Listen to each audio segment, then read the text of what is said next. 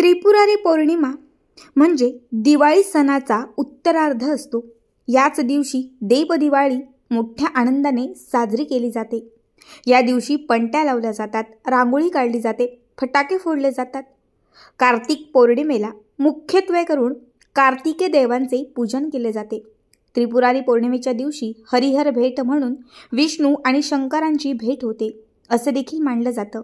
या दिवशी विष्णूला बेलपत्र आणि शंकराला तुळस वाहून त्यांची विधियुक्त पूजा केली जाते। याचबरोबर त्रिपुरा पौर्णिमा भगवान शिव शंकराला समर्पित असल्याने या दिवशी शिवशंकरांचा विजय साजरा केला जातो। या दिवशी भगवान शिवाने त्रिपुराचा वध केला होता। यामुळे या दिवशी त्रिपुरा राक्षसाचे प्रतीक म्हणून 750 त्रिपुरवाती जाळल्या जातात। त्रिपुरारी पौर्णिमेला भगवान शिवाची पूजा केल्याने जीवनातील अंधकार दूर होतो आणि सर्व समस्यांचे निवारण होते अशी ही मान्यता आहे। त्रिपुरारी पौर्णिमेच्या दिवशी कार्तिकेयांचे दर्शन घ्यावे, गंगा स्नान करावे, ब्राह्मणांना दीपदान द्यावे आणि असे केल्याने आपल्या आयुष्यामध्ये सुख येते, इच्छा पूर्ण होतात, यश मिळते, प्रगतीच्या वाटा मोकळ्या होतात। यंदा कार्तिक शुक्ल पौर्णिमा तिथी शुक्रवारी 11 नोव्हेंबर रोजी सकाळी 6:19 सुरू होत असून ती शनिवारी 16 नोव्हेंबर रोजी पहाटे 2:58 समाप्त होईल। अशा स्थितीत म्हणजे उदय तिथीच्या निमित्ताने कार्तिक पौर्णिमा शुक्रवारी 15 नोव्हेंबर रोजी साजरी केली जाणार आहे। त्रिपुरारी पौर्णिमा म्हणजे कार्तिक पौर्णिमेच्या दिवशी आपल्याला काय काय करायचं आहे? या पौर्णिमेनिमित्त आपण सकाळी उठून पवित्र स्नान करू शकतो। या दिवशी आपल्याला भगवान श्री विष्णू आणि माता लक्ष्मी यांची एकत्रित पूजा करायची आहे। जेवढ्या शक्य होतील तेवढ्या जास्त आपल्याला या दिवशी सेवा करायच्या आहेत, कारण हा दिवस अत्यंत पवित्र आणि सर्वात शुभ दिवस आहे। आजच्या व्हिडिओमध्ये मी तुम्हाला याच त्रिपुरारी पौर्णिमेला करावायचा एक अत्यंत प्रभावी उपाय सांगणार आहे। उद्या सकाळी तुम्हाला या एका झाडाला स्पर्श करायचा आहे।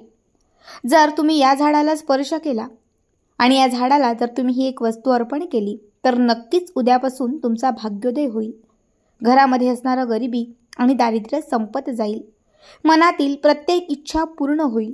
कामातील प्रत्येक अडथळा दूर होत जाईल।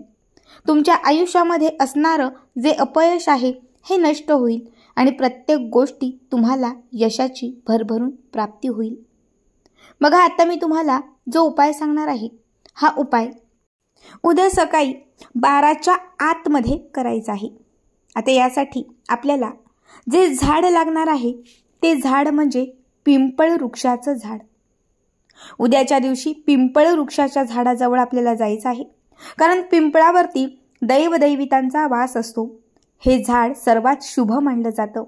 पिंपळाच्या झाडावरती श्रीहरी नारायण, भगवान श्रीहरी विष्णू, माता लक्ष्मी यांची कृपा असते। पौर्णिमा तिथीला या झाडातून दैवी शक्ती ही खूप जागृत होते। उद्याची पौर्णिमा ही विशेष महत्त्वाची आहे, त्यामुळे उद्या आपल्याला एका प्लेटमध्ये थोड्या अक्षदा, फुलांच्या पाकळ्या, थोडी साखर, एक पेलाभर पाणी, थोडं कच्चं दूध, चणा डाळ ह्या सगळ्या गोष्टी घेऊन तुम्हाला कुठल्याही पिंपळाच्या झाडाजवळ जायचं आहे। सगळ्यात पहिले पिंपळ झाडाजवळ गेल्यानंतर आपल्याला आपण जे पाणी घेतलेलं आहे या पाण्यामध्ये थोड्या अक्षदा घालायच्या आहेत, कच्चं दूध घालायचं आहे, चिमूटभर हळद आणि थोडी साखर घालायची आहे। सोबत फुलांच्या पाकळ्या असतील तर त्याही तुम्हाला घालायच्या आहेत। जे पिंपळाचं झाड आहे त्या पिंपळाच्या झाडाजवळ सगळ्यात आधी एक दिवा लावायचा आहे। दिवा लावण्यासाठी एक मातीची पंटी घेऊन जाऊ शकतात किंवा मग अगदी तुम्ही कणकेचा दिवा बनवून नेलात तरीही चालेल, कारण कुठलीही पूजा आपण अग्नीच्या साक्षीने करत असतो। म्हणून सगळ्यात पहिले तिथे दिवा लावायचा आहे। दिवा लावून झाल्यानंतर जे काही तीर्थस्वरूप आहे हे पिंपळाच्या झाडाला तुम्हाला अर्पण करायचं आहे। यानंतर त्या वृक्षाला थोडं हळदी, थोडं कुंकू अर्पण करायचं आहे। आता हे सगळं करून झालं की त्यानंतर आपल्याला आपला उजवा हात पिंपळाच्या झाडाला, त्याचं जे बूड असतं या बुडाला आपल्याला स्पर्श करायचा आहे आणि आपला उजवा हात त्या झाडाला स्पर्श करून तुम्हाला भगवान श्रीहरी विष्णूंचं स्मरण करायचं आहे। ओम नमो भगवते वासुदेवाय नमः।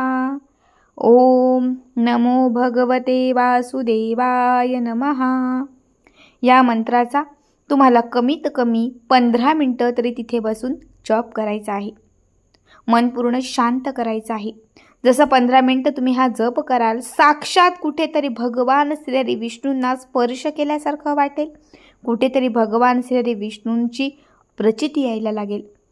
त्यानंतर आपली जी इच्छा असेल तर ती इच्छा भगवान श्री विष्णूंना त्या पिंपळाच्या स्वरूपात तुम्हाला सांगायची आहे. ती इच्छा पूर्ण होण्यासाठी त्यांना प्रार्थना करायची आहे. यानंतर आपल्याला त्याच वृक्षाला 7 वेळा प्रदक्षिणा घालायच्या आहेत. 7 वेळा प्रदक्षिणा घालून झाल्या की त्यानंतर या झाडाजवळ पुन्हा यायचं, 2 हात जोडायचे, नमस्कार करायचं आणि त्यानंतर या पिंपळ वृक्षाजवळ असणारी थोडीशी माती उचलायची आणि ती घरी आणायची. ही माती घरी घेऊन आल्यानंतर आपलं जे देवघर आहे, या देवघरात एक छोटी प्लेट ठेवायची आणि त्या प्लेटमध्ये ही माती ठेवायची. आता या मातीवरती थोडी हळदी कुंकू अर्पण करायची आणि संपूर्ण पौर्णिमेची रात्र म्हणजे उद्या रात्रभर ही माती आपल्या देवघरामध्ये अशीच ठेवून द्यायची. यानंतर दुसऱ्या दिवशी म्हणजे शनिवारच्या दिवशी सकाळी स्वच्छ स्नान वगैरे सगळं काही आटपलं की त्यानंतर ही माती आपल्या देवघरातून बाहेर काढायची आणि घराच्या आजूबाजूला कुठेही झाडांच्या काही कुंड्या असतील तर त्या कुंड्यांच्या मातीमध्ये ही माती मिक्स करायची. बघा, हा उपाय केल्यानंतर तुमच्या आयुष्यात सकारात्मकता यायला सुरुवात होईल. तुमच्या घराची भरभरून प्रगती होईल. कामातील अडथळे दूर होतील. यशाची प्राप्ती होईल. सगळं काही छान आणि तुमच्या मनासारखं होईल. उद्या पिंपळाच्या झाडाचं महत्त्व हे विशेष आहे. फक्त उद्याच्या दिवशी तुम्ही त्याला स्पर्श केल्याने तुमची असंख्य पापं दूर होतील, संकट नष्ट होतील आणि तुमच्या आयुष्यामध्ये सुख समृद्धी सर्व काही भरभरून येईल. तर आजचा हा व्हिडिओ तुम्हाला कसा वाटला कमेंट करा. उद्याच्या दिवशी सांगितलेली सेवा प्रत्येकाने करा. श्री स्वामी समर्थ. जय जय स्वामी समर्थ.